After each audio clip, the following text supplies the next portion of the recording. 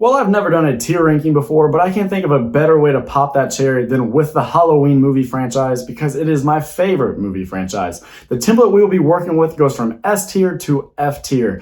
S tier will be movies that are perfect Halloween films. A tier movies won't be quite perfect, but they'll be extremely important to my fandom as a fanboy.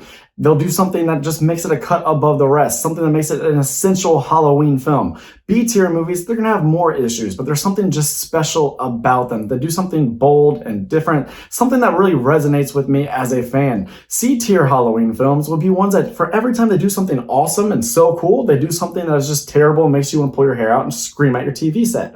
Your D tier films will be movies that only have one or two redeeming qualities but are otherwise complete garbage. And then your F tier films will be films that just shouldn't exist. Sound good? Sound fun? All right, let's go ahead and get this thing going. This is my tier ranking for the Halloween franchise.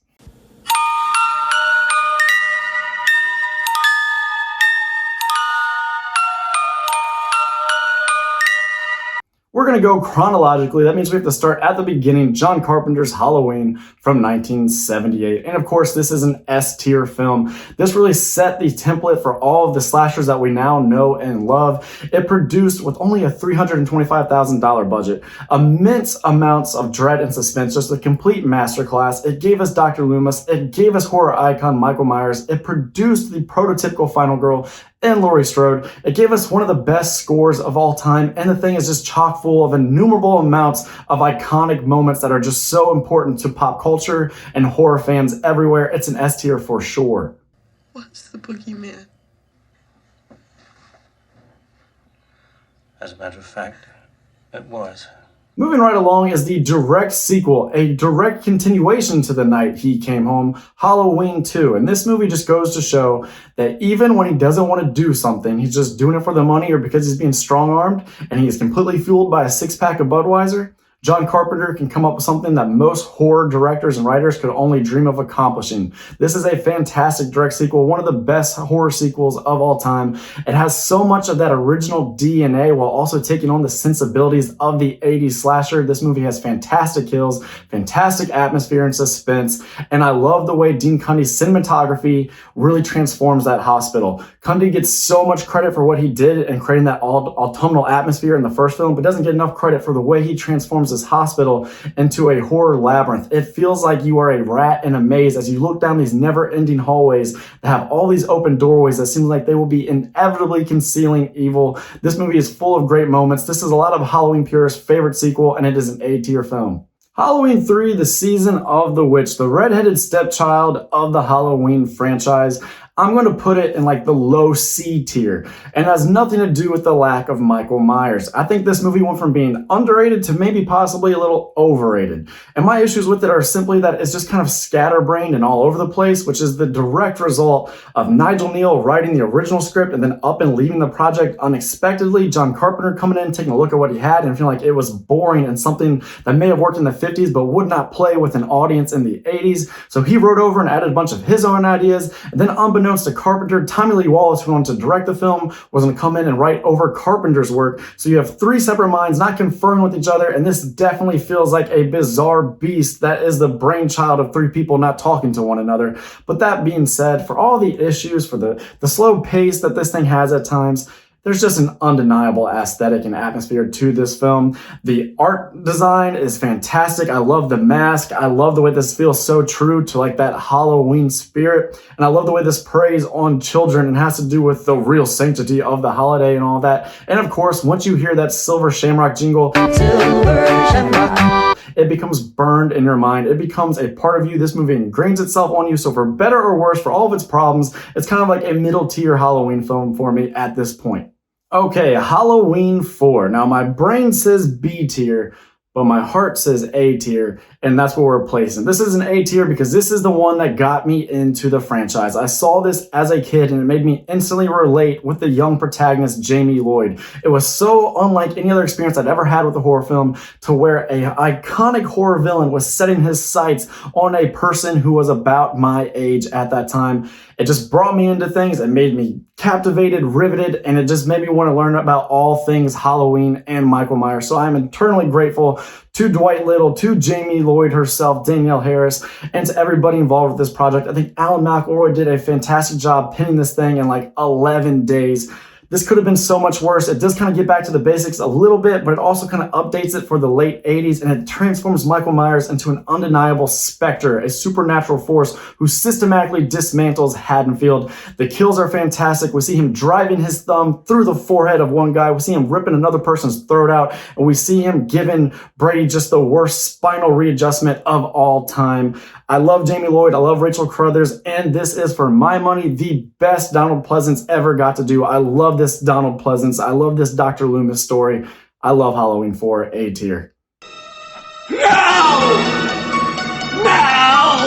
And then you have the immediate follow-up that came out like in almost an exact year after Halloween 5. And if Halloween 4 is my favorite depiction of Dr. Loomis, this is one of the worst. This is one of the hardest to swallow, and Donald Pleasance would have told you the same. He hated the script for Halloween 5, and how could you not? This film introduces so many haphazard, random plot inclusions that were never going to go anywhere. They had no idea what they were going to do with this story in Halloween 6, and therefore this is one of the movies that really threw the biggest monkey wrench in this franchise that has so many ups and downs and so many issues. It's because of stuff like this, what this director, Thin and Gerard, did when he came and got involved with this project, and with the franchise he really didn't know anything about. Michael having a tattoo? What? The Man in Black? Where's that supposed to go? They don't know. There's just so many issues. The only thing saving this boring slog of a movie in which Michael doesn't even look like Michael, he looks like an American Gothic painting, or he looks like a damp Nicolas Cage, is the presence of Danielle Harris and Donald Pleasance. Other than that, this movie has no redeeming qualities for me.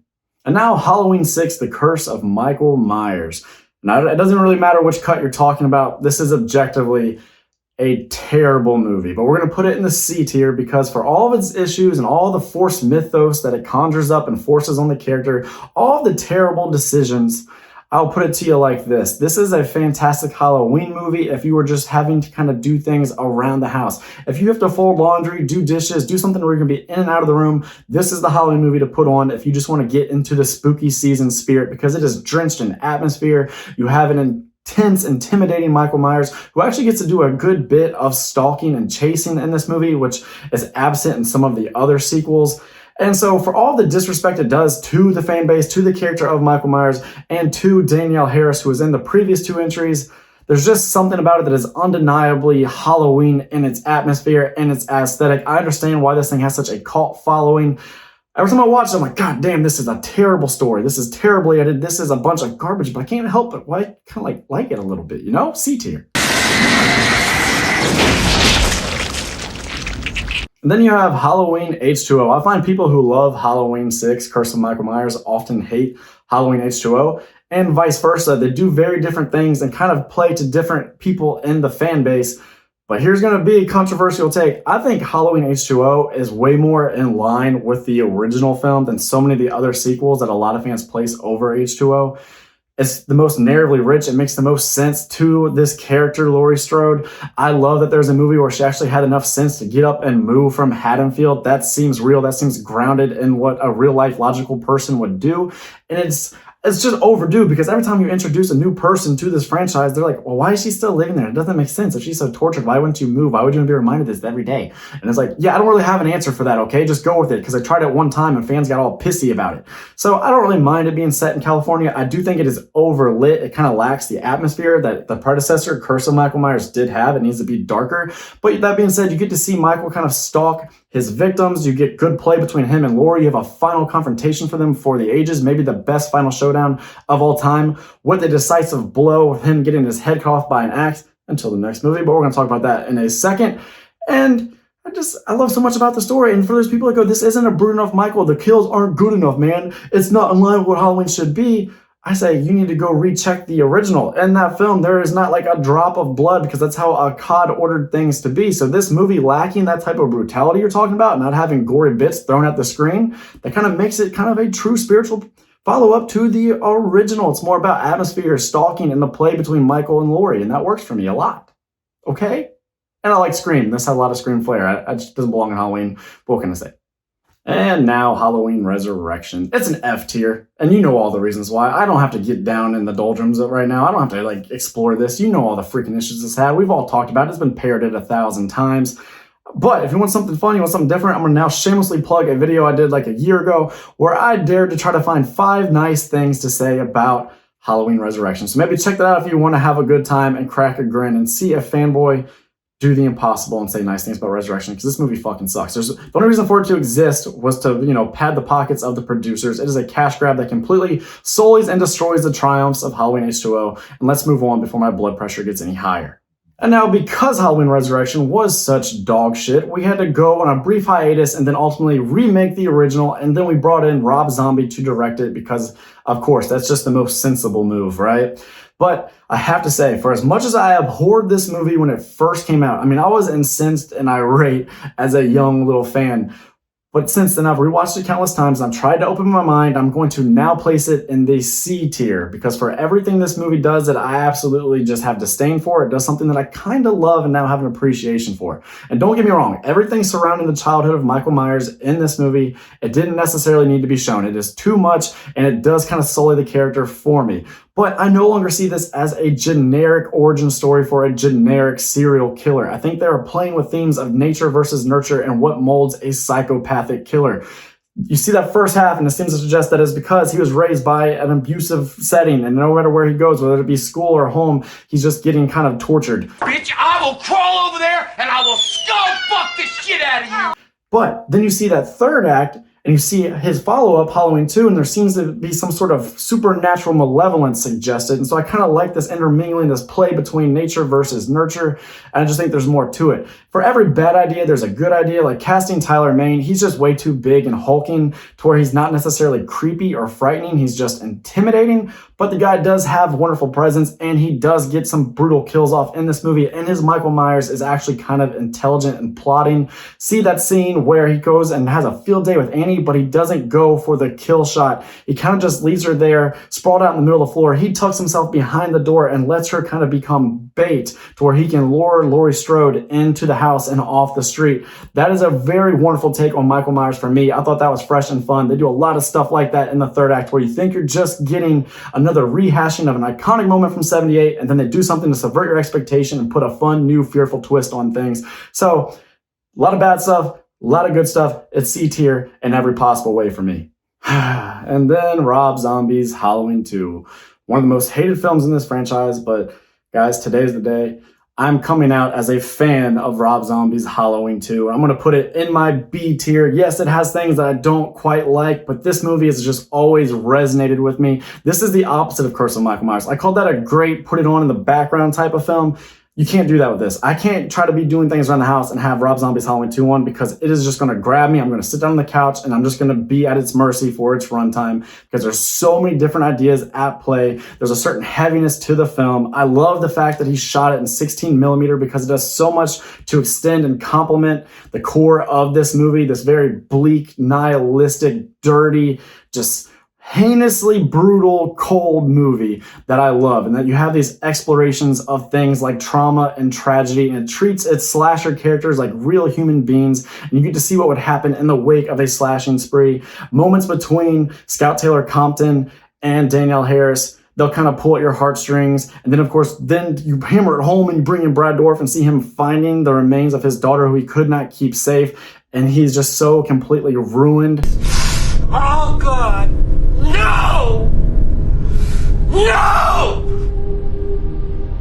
He's a devastated man and you feel for him. You don't usually get that in slasher movies. And hot take, I think the cinematography of this film, especially when you look at the scenes at the Brackett farmhouse, I think that's the closest we have ever got to the cinematography of Dean Cundey in the first two films. This movie has so much atmosphere. It is chilling to the bone. It's the most brutal Michael Myers to date. And it just does something and it goes for something and has all these psychological themes that have always worked for me and get me chewing on more. Long after I've watched the movie, for days I will be thinking about it, and for that I have to put it in my B tier. And at long last, we have made our way to the Blumhouse Trilogy, or the David Gordon Green Trilogy. And the first entry, Halloween 2018, I'm going to give it an A-tier designation. I love that mask that Christopher Nelson designed for these movies. I think James Jude Courtney is the best shape of all time, and he has a lot of wonderful scenes around him in this movie. There's so much that he gets to play with and do. There's just so much that heightens the boogeyman in this film. When you look at like the attack in the bathroom, you look at that closet scene, the long tracking shot, and then that wonderful, one of my favorite shots in the entire franchise, him when he gets trapped in the basement, he's barred down there, and the Inferno is just raising up behind him, and he's just defiantly staring up at the Strode women. Had this just been a one-off film and us not got Halloween Kills and Halloween Ends, that would have been a fantastic way to seal the deal, to put a stamp on things. I think a lot of fans would have been happy with that. Yes, people say that they have nitpicks and there's gripes and there's issues, and I didn't like this, I thought this was bad writing, and to that I say, yeah, I can understand those gripes but and those belly aches, but look at the rest of this franchise. Look at what we've had from the 80s on, and look at the issues that hamstring those films. And these issues, they're just not nearly as bad to me. A tier. Oh, Halloween Kills. D tier. Is this my hottest take? I feel like it is. I want so badly to love this movie like so many fans do, but to me, this movie feels like just stroking off to Michael Myers. There's no story around it, and the movie fails as the second entry in a trilogy, if you ask me, because this movie should have tied things up from 2018 and then really set the stage for Halloween Ends. Halloween Ends is divisive because it is so different and it goes for so many daring avenues that should have probably been forged or at least set up in the second movie, but the movie decides to not do anything. That's just going to be mayhem and chaos. And like I said, kind of stroking off to Michael Myers being at the forefront of everything, giving him like the hero treatment. And there's just nothing else going on except for really cringy dialogue and some bad ideas. I want to like this movie, but I can't. Just for the love of me, I cannot. Guys, I have tried. And it's not even the Evil Dies Night thing. Yeah, that gets old, but there's so many other moments that are just as bad. When you look at the dialogue of like Laurie Strode, you look at the dialogue of everybody involved in this freaking movie, man. This is not a movie. This is a highlight reel from Michael Myers with some really painstaking moments in between that just make this thing drag and make me want to just up and leave the film every time I watch it. It's a D tier. And now a lot of you are going to really hate me because I'm giving Halloween Ends a B tier designation. Now look, watching Michael get out-wrestled by Corey Cunningham in that sewer will never not be extremely uncomfortable. And this is not a perfect film by any means. That's why it's like a low B-tier film for me. But that being said, this movie took so many dares and it took so many risks that actually just kind of worked for me and it satisfied me. And it did things I've always wanted to see as a Halloween fan. I've always wanted to dive into this exploration of evil and evil taking shape, if you will, in a different form. Because even as a kid, when I first found this franchise, I was like, yeah, Michael Myers is awesome and all, but he has a human form. We saw him as a child who didn't necessarily act like this, and then all of a sudden one Halloween night does, and then we see him age and he becomes a young man, and now he's becoming an older man. Even when I was a kid watching like Halloween 5, I was like, okay, wait, how old is he? Is he going to start to slow down and get weakened at some point with all this damage he's taking? And this movie dared to give us that and to see the evil try to transfer. I'm not against a transference of evil because with Samhain and all of that and all of this lore and mythos and the boogeyman, you can't just have a boogeyman that came to be in the 60s and then dies out at some point when his mortal vessel dies out. Evil has always been on this earth. It is always looming and it's always going to take shape in a new way. So I love this movie for daring to show that. I wish Halloween Kills had done more to set up that or to introduce us to the Corey Cunningham character. Then I don't think this movie would perturb folks quite as much. But this also gave us a confrontation at the end that didn't feel like the resolution to a popcorn flick. That this felt visceral, it felt real, and it felt raw from an emotional standpoint. I've always wanted to see the final girl win in a way that didn't just feel like, okay, that's done, put a bow on it. No, that it felt like she was just pouring out all of her trauma, all of her pain and agony, all of her bitterness onto her oppressor, the person who has ruined her life. And this movie did that to where you had the blood and you had the violence, but you had something more palpable kind of going on in the bed there beneath the scene. And I loved it for that. It left me going, yeah, you know what? That was a triumphant end. That I think we can all pump our fist and they made it work for me. I'm sorry if it doesn't work for you, but I enjoy Corey Cunningham. I enjoy the dares this thing takes, and I enjoy that Allison finally got something to do because I've wanted it so much for that girl since 2018, and Halloween Kills gave her nothing to do. Halloween Kills completely wasted Laurie Strode and just gave her terrible dialogue, and Halloween Ends makes both of those people feel like real damaged individuals making real damaged individual choices. Laurie trying to choose to be happy, Allison trying to go out on a course of self-destruction, if you will. Self-destruction, sorry, kind of sputtered my words there. But those are my thoughts. That is my tier ranking.